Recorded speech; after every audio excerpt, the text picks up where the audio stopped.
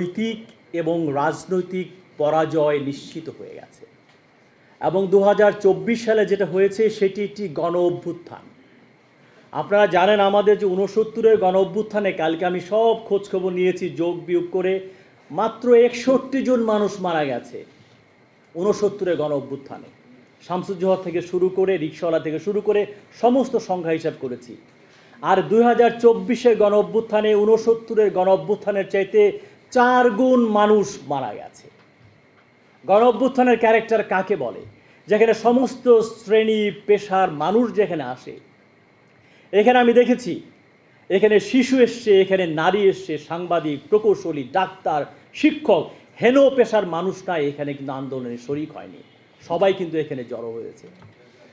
ইভেনের সার্বজনীন ক্যারেক্টার বোঝার জন্য বলি যে ঢাকা বিশ্ববিদ্যালয়ে আমার একজন সহকর্মী এসছেন, তার শ্বশুর হচ্ছেন আওয়ামী লীগের নেতা ছিলেন, শুধু নেতা না, সংস্কৃতি মন্ত্রী ছিলেন, ফুল মিনিস্টার ছিলেন।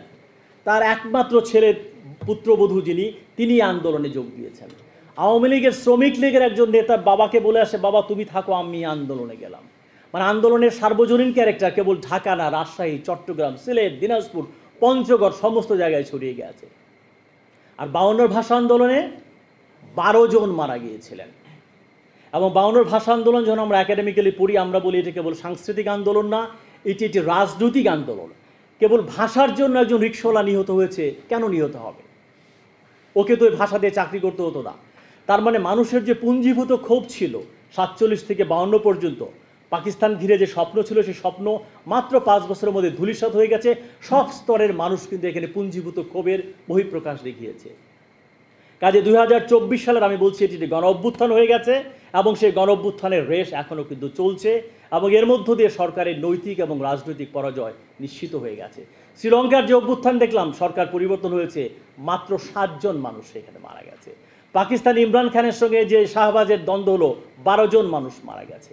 বেলারুশের যে বিখ্যাত আন্দোলন, মাত্র 1 ডজন মানুষ মারা গেছে।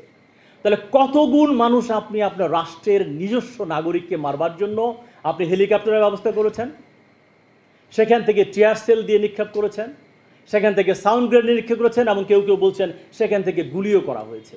ঘরের মধ্যে শিশুকে মারা হয়েছে, নারীকে মারা হয়েছে, সাংবাদিককে মারা হয়েছে।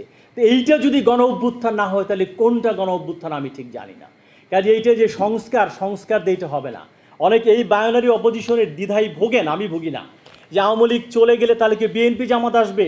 আমরা আওয়ামী লীগকেও দেখেছি, ব্যর্থ হয়েছে, বিএনপিকে দেখেছি, ব্যর্থ হয়েছে, জামাতকেও দেখেছি, আমরা জাতীয় পার্টি দেখেছি। যদি সমস্ত রাজনৈতিক দল এরকম গণধিকৃত ব্যর্থ হয়, তাদের সবাইকে না বলতে হবে, আগামীর সংবিধান লিখতে হবে নতুন করে, যেটা তরুণ প্রজন্মের শিক্ষার্থীরা আমাদেরকে দেখাচ্ছে কীভাবে নতুন সংবিধান লিখতে হয়, নতুন রাজনৈতিক দল তৈরি করতে হয়। সবগুলো যদি গণধিকৃত, আমরা সবগুলোকে প্রত্যাখ্যান করতে রাজি আছি।